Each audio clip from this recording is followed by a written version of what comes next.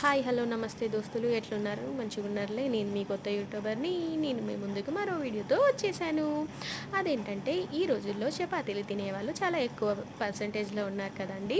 So ఈ tip అయితే మాత్రం చపాతీలని వితౌట్ ఆయిల్ చేసుకునే వాళ్ళకి చాలా బాగా హెల్ప్ అవుతుందండి. నాకు ఈ చపాతీ పిండి సరిపోతుందండి, అందుకే నేను ఇంతే క్వాంటిటీ తీసుకున్నాను. ఈ క్వాంటిటీకి సరిపడా చూపించాను కదండి నేను ఆల్రెడీ వీడియోలో. అలా వాటర్ని పిండి పైన స్ప్రెడ్ చేసేసుకోండి. ఆ పిండిని ఇలా నీట్గా ఉండలు కట్టేసుకోవాలి. సో మనం ఈలోపు చపాతీలు చేసేసుకోవడానికి ప్యాన్ని కూడా వేడి చేసేసుకుందామండి.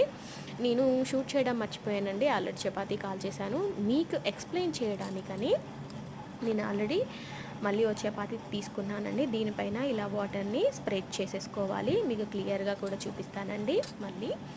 సో ఇలా వాటర్ తీసేసుకొని ఇలా పైన చల్లుకోవాలి. మళ్ళీ చపాతీని అటువైపు కూడా తిప్పేసి అటువైపు కూడా వాటర్ చల్లేసుకోవాలండి. అంతే, మనం ఆయిల్తో చేసుకున్నంత మెత్తగానే ఉంటుందండి.